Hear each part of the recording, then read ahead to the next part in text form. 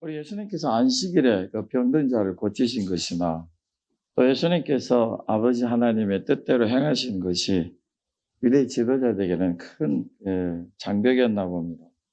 주님께서 하시는 모든 일들을 사상권권 그들이 이제 못마땅해 하고 또는 반론을 하였던 것이죠.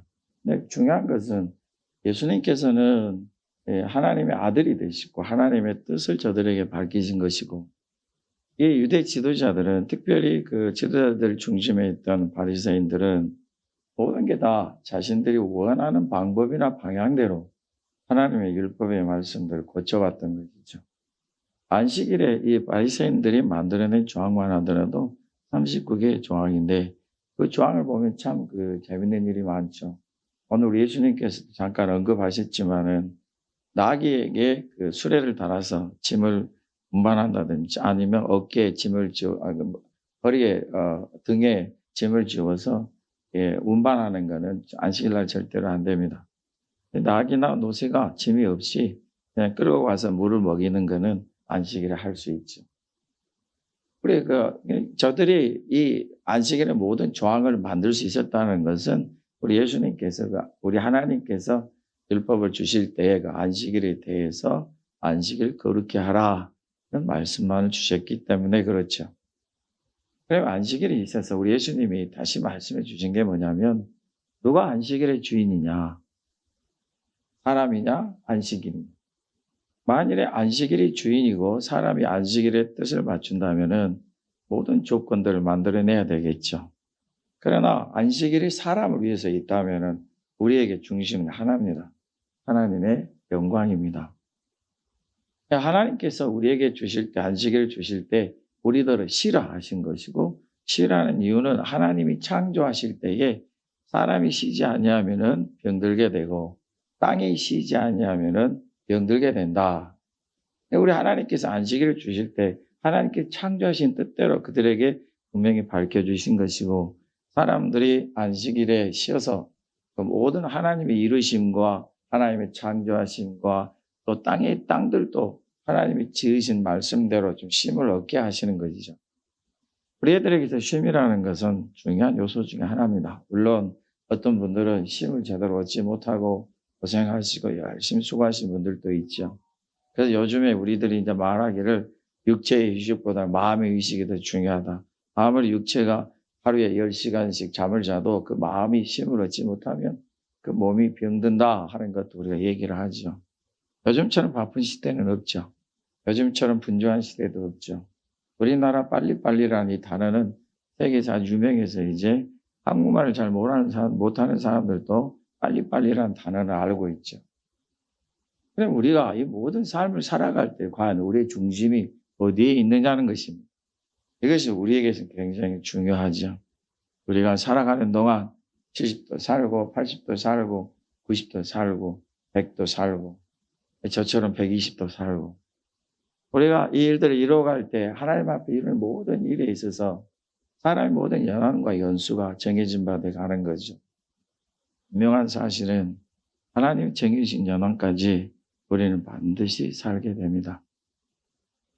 그래서 우리의 기도 제목은 이거죠. 하나님 우리가 우리 연한은 이 땅에 사는 동안 그래도 하나님 주신 건강과 강건함 중에 살게 주옵소서 하는 간절함이 있고 목사도 여러분 위해서 기도할 때 그렇게 기도하죠. 여러분 저나 여러분이나 우리가 장담할 수 없는 것은 이 모든 고난이 하나님께 있다는 것입니다. 우리가 이걸 마음에 두고 살죠. 안식이라는 게 하나님의 영광을 위해서 있구나. 하나님 우리를 위해서 주셨구나. 그럼 우리가 안식일의 모든 일을 갖다가 그렇게 해석을 해야 한다는 것입니다. 그렇게 이해를 해야 한다는 것이에요. 우리가 주일날 일하러 가신 분들이 있습니다. 왜냐면 주일날 예배를 못 드리고 일하러 가죠. 어떻게 교회 집사님 돼갖고 주일날 일하러 갑니까? 우리가 이 말을 하기 전에 그 말 속에 있는 의미와 뜻을 먼저 새기자는 것이죠. 왜 그랬는가를 알아보자는 것입니다.純粋수입을 위해서 그랬는지 주일날 쉴 수 있음에도 그렇게 했는지 쉴 수 없는 상황에서 그렇게 했는지 그런 상황을 보고 우리가 그를 위해서 축복하는 것이 복되다 하는 것입니다. 우리가 정말 그가 주일에 성수에서 주 예배를 드리게 하기를 원한다면 그를 위해서 우리는 끊임없이 기도할 것이고 하나님께서 그로 하여금 주의를 성취할 수 있는 조건을 만들어 주시겠죠. 그가 주님을 위해서 존재하는 사람으로서 주님 앞에 세워지는 것인데 우리가 우리 마음대로 우리 생각대로 나는 주일 예배를 드릴 수 있으니까 주일 예배를 못 드린 당신 죄인입니다. 이런 식의 극단적인 평가가 아니라 우리 주님 안에서 주님 영광을 위한 삶의 삶 그걸 비춰보자는 것이 여러분 안식일날 병 고침 받는 게 어디 그게 하나님 영광을 가리는 일이 됩니까? 안식일날 병 고침을 받는 사람이 얼마나 하나님 앞에 자유함을 얻겠습니까? 더군다나 18년 동안 이렇게 고생하고 고통당하는 자가 안식일날 고침받았다는 것은 큰 은혜이지 않습니까? 그렇다면 지금 유대 지도자들이 보지 못하는 게 하나 있어요.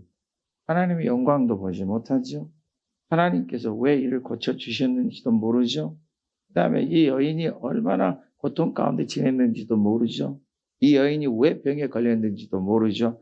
아무것도 모릅니다. 아는 것이라고는 자기들이 만든 39개 조항이죠. 요즘처럼 각박한 세상 속에서 우리는 모두가 타락했다 얘기합니다. 저들이 말하기를 우리나라의 법을 집행하는 사람들이 제일 법을 어기고 산다. 법을 입법하는 기관이 제일 법을 어기면서 산다. 이런 것은 우리 국민들이 다 아는 사실입니다. 그래도 저들은 법을 잘 지키는 그냥 말하는데 저들은 절대 법 안 지킵니다. 저들은 법을 이용하는 사람들이고 법을 사용하는 사람들이죠.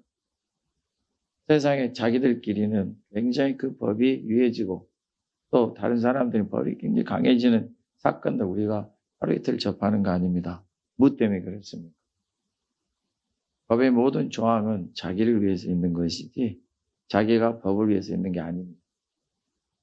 그러니까 사람들이 욕심이 생기고 이기심들이 생기는 거죠.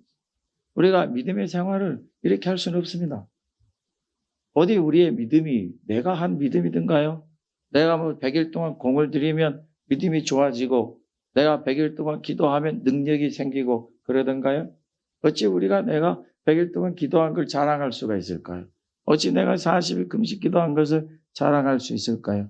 그것이 내가 했던 것이던가요? 40일을 사람들이 물만 조금 먹고 지낸다는 것은 불가능한 일입니다. 여러분 40일 동안 어떤 분들은 물도 안 마시고 40일 기도하신 분이 있습니다. 사람들은 그걸 불가능이다 그럽니다. 거짓이라고 합니다. 누가 이걸 믿겠습니까? 사람이 솔직히 얘기해서 3일, 4일 지나면 벌써 탈수가 시작돼 일주일을 지나고 보름이면 사람들이 다 쓰러지고 정신을 잃고 사망에 이릅니다. 근데 어찌 사람이 40일 동안 버틸 수 있을까? 그 40일 금식 기도가 분명히 내가 한 것이 아니고 하나님께서 이루셨다는 걸 안다면 금식을 시작할 때와 끝날 때가 똑같고 금식을 다 한 다음에도 나에게는 자랑할 게 하나도 없습니다.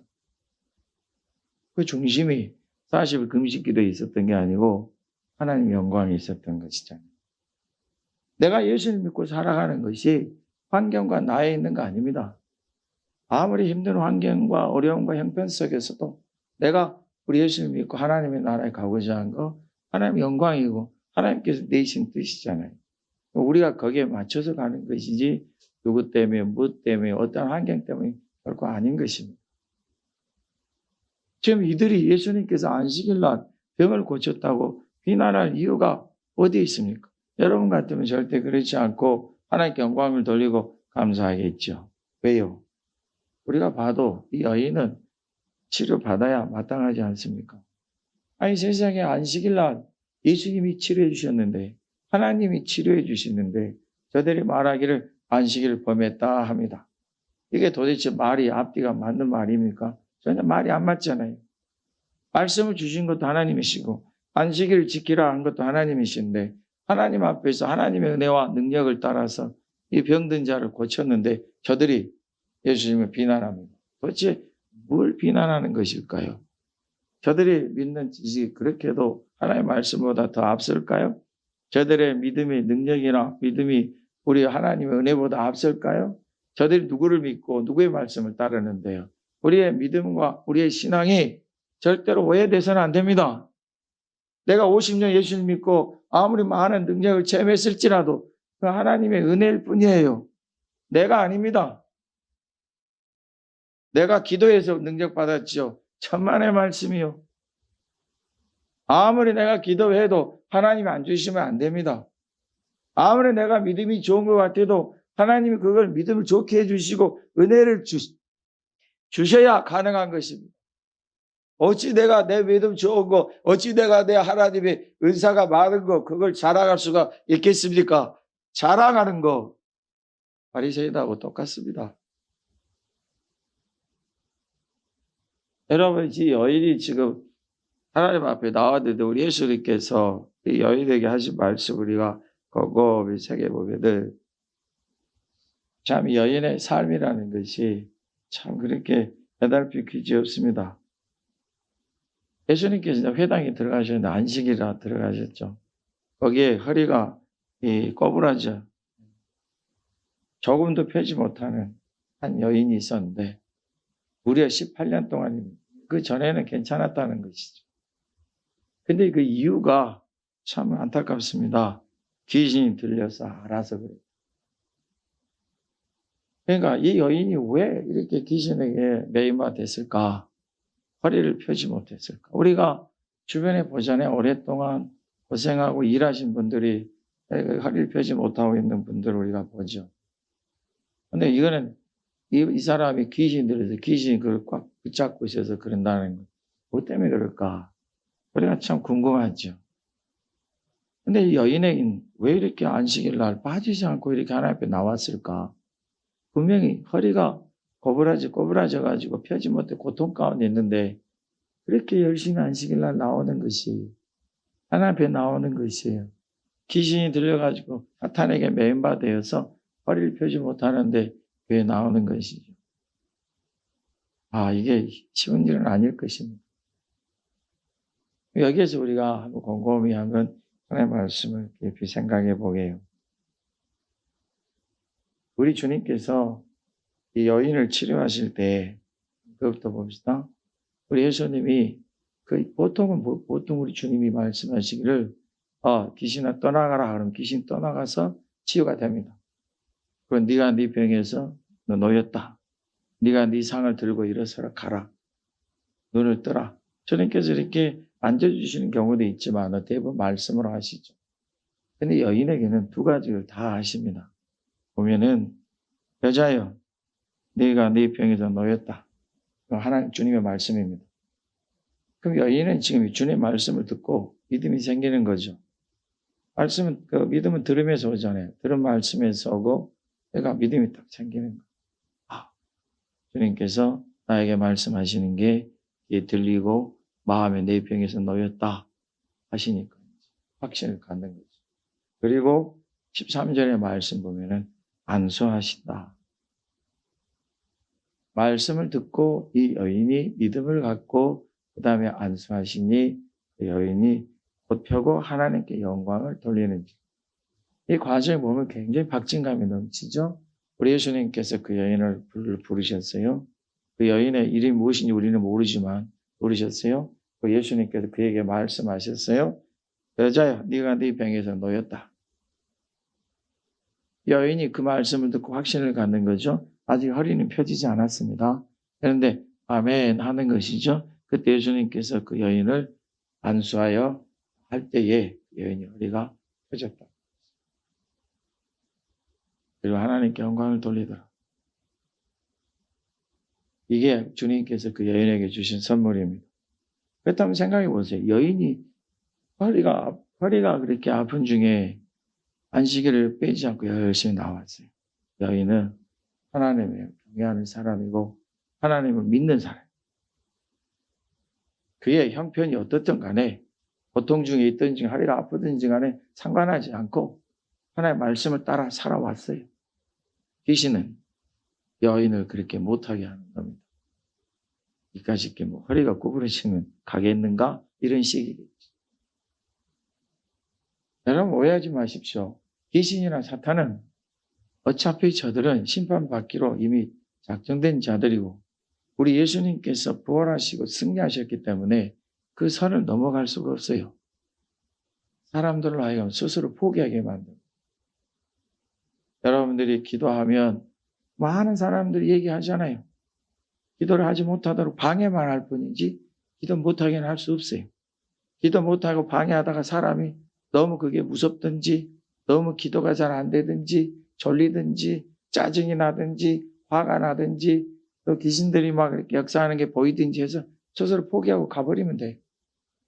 그게 귀신의 작전이에요. 그러나 아랑한 것 없이 무서우면 쥐 하고 소리치고 졸리면 그냥 졸리는 대로 그냥 얼마나 무릎이 아프겠어요. 졸리면서. 속에서 막 짜증도 올라오겠죠. 그래도 오늘은 내가 기도하고 가기로 했으니까 열심히 기도해야지. 끝까지 기도하다 보면 승리합니다. 귀신의 역할은 귀신이 하고자 하는 거기밖에 못해요. 그러니까 우리가 그러한 말씀을 통해서 우리가 그걸 깨닫게 될 때에 오늘 이 여인을 보게 되면 18년 동안 참 지겹죠. 이 여인이 그 허리가 꼬부라져도 안식일 꼭 가서 예배를 드렸다는 거죠. 이 보통 일입니까? 저와 여러분이 이 정도 할 수 있을까요? 요즘 같은 세대에는 더 힘들겠죠. 여자여, 네가 내 병에서 놓였다. 이 말씀 속에 우리 주님이 그 여인에게 확신 주시는 거 있습니다. 여자여, 수고했다. 잘했다. 하나님께서 너의 수고와 예수를 보았고 하나님께서 너의 마음을 보셨으며 하나님께서 이제 너를 자유케 하신다. 진심으로 내가 하나님을 믿고 의지하여 왔더니 이제 결국 하나님의 나를 보시고 치료해 주시는구나. 이 마음이 그 앞에서 얼마나 솟구쳤겠어요. 눈물이 앞을 가렸겠죠. 그리고 주님은 손을 얹어 그에게 기도하시면서 위로해 주시는 것이 이제 염려하지 말고 18년 동안 변함없는 너의 마음을 이제 앞으로도 계속 변함시켜서 하나님의 뜻을 이루도록 해요. 그런 우리가 말을 할 수 있지 않을까. 여인이 허리를 펴서 그의 마음이 얼마나 기쁨과 감사를 얻었겠습니까? 오늘 우리 예수님께서 이 여인에게 하나님 앞에 온전히 자기를 드리도록 은혜를 주신 거예요. 그러나 한곁에 우리에게 참 슬픈 사실이 있습니다. 도대체 18년 동안 이 유대 지도자들은 뭐하고 있었나? 이 유대 지도자들은 도대체 뭐하고 있었간데 이 여인이 18년 동안 귀신에게 매여 있는 것도 모르고 사탄에게 매여 있는 것도 모르고 그냥 제가 쟤 때문에 저렇게 아프다. 쟤 값이다. 이런 생각만 하고 살았나 싶은 거죠. 오늘 말씀에는 그게 없죠. 그런데 다른 바리새인들이 하는 행동들 주님 말씀하신 거 보면은 저들이 하는 행동이 똑같아요. 왜 우리는 다른 사람들을 당신 잘못됐습니다 말하기는 좋아하는데 왜 내 아이에 들보가 있는 거는 그리 모를까요? 참 신기한 일입니다. 들보가 티끌보다 훨씬 큰데 그걸 못 봐요. 티끌은 훨씬 작은데 어찌 그걸 이렇게 날카롭게 보는지 가히 신기할 따름이에요. 이 여인이 지금 귀신에게 붙잡혔어요.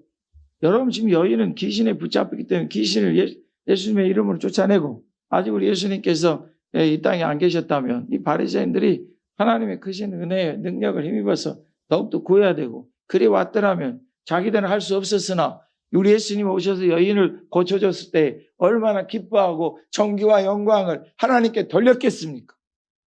저들은 아무것도 안 했어요. 하나님 영광이 뭔지도 몰라고 자기 욕심대로 살고 39개 조항을 만들어서 자기들은 선생이 되어서 선생 노릇이나 하고 다른 사람 눈에는 티끌이나 보고 다른 사람이 잘못이나 지적하고 있으면서 자기들은 하나님 앞에서 어떻게 할지를 모르고 있었어요. 하나님 영광을 위해서 사는 게 뭔지 하나님 말씀대로 쫓아 사는 게 뭔지 하나님께 기뻐하시는 게 뭔지 구분도 못하고 그렇게 살아가면서 예수님이 고쳐주시니까 그때서야 안식일의 병을 어떻게 고칩니까? 안식일을 어기는 겁니다. 우리 예수님이 단호하게 말씀하시죠. 15절의 말씀에 외식하는 자들아 너희가 각각 안식일에 자기 소나 나귀를 이 안간에서 풀어내고 이끌고 가서 물을 먹이지 아니하는. 왜요? 이게 목이 마르면 짐승들이 힘드니까 고래를 나가서 일 못하잖아요.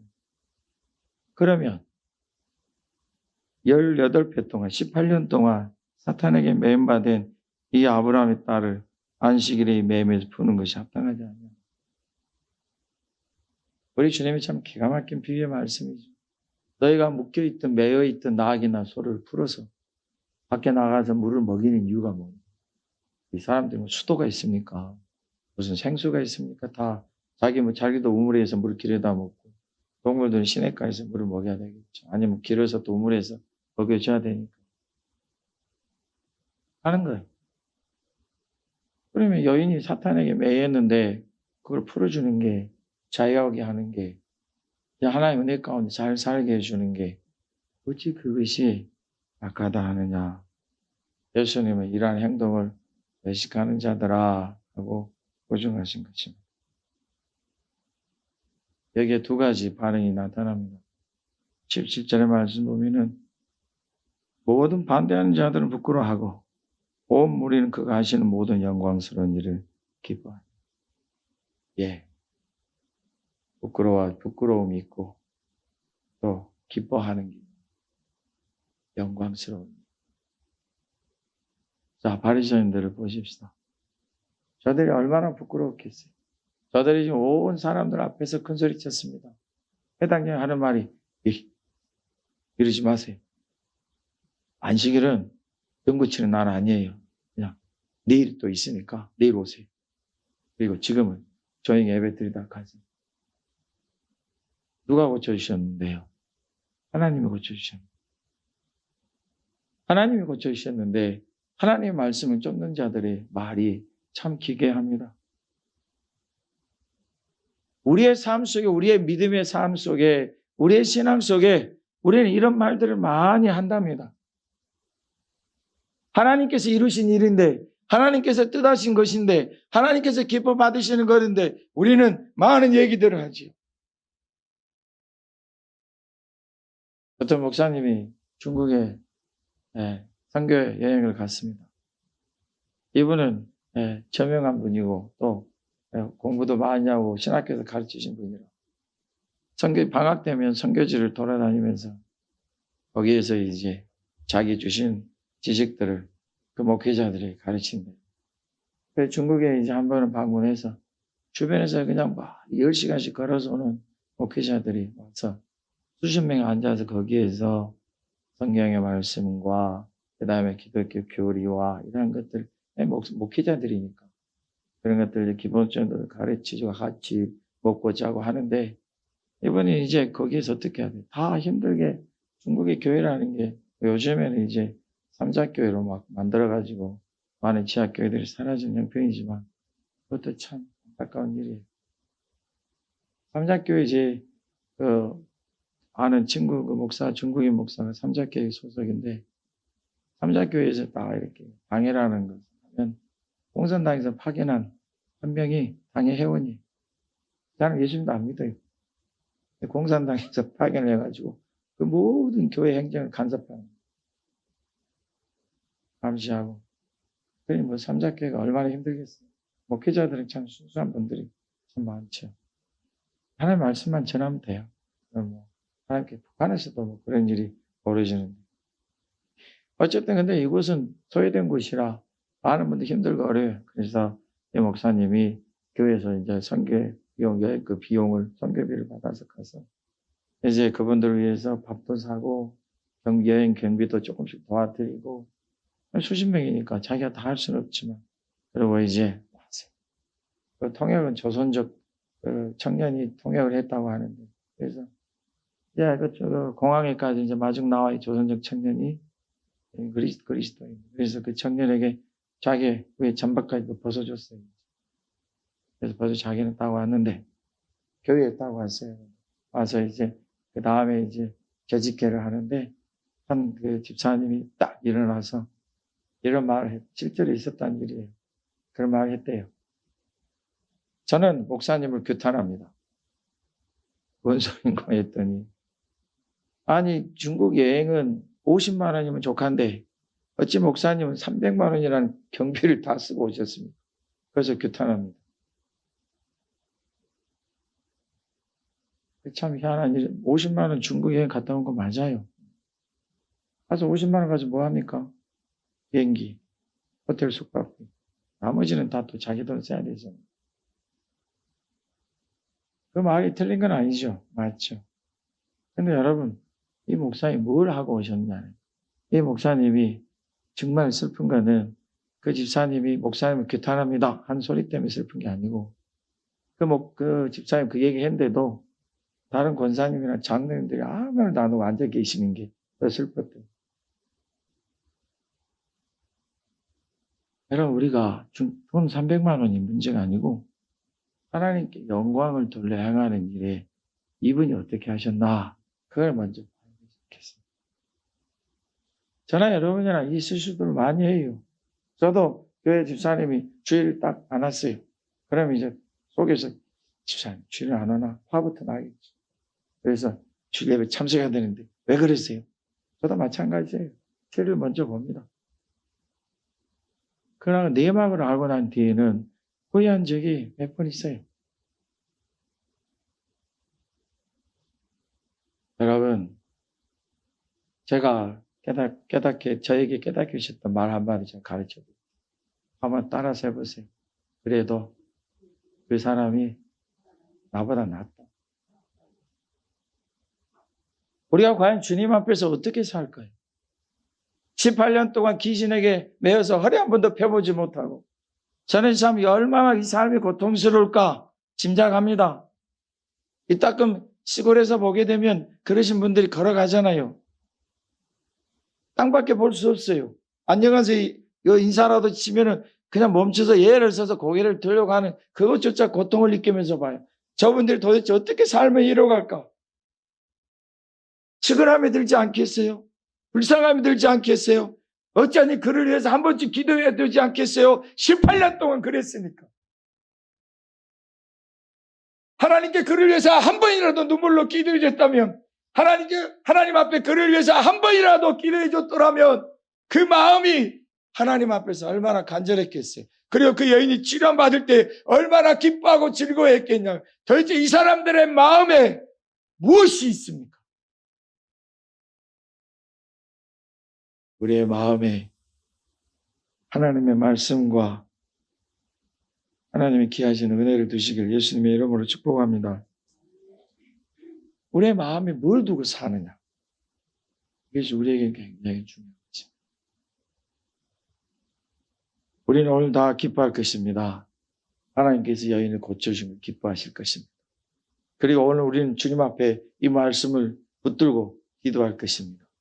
하나님, 우리 중에도 고쳐주셔야 합니다. 하나님께서 여러분의 허리를 그렇게 펴주시기를 예수님의 이름으로 축복합니다. 우리의 모든 질병들을 우리 몸에서 다 치유해 주시기를 예수님의 이름으로 축복합니다. 우리 예수님의 말씀 한번 보십시다. 16절 한번 더 읽어보겠습니다. 그러면 18배 동안 사탄에게 매임받은 이 아브라함의 딸을 안식일에 이 매임에서 보는 것이 합당하지 않느냐. 우리의 눈이 하나님 하신 일을 보시고, 우리의 눈이 하나님께 영광을 도는 일을 보시고, 우리의 눈이 하나님의 이루신 것을 보시기를 예수님의 이름으로 축복합니다.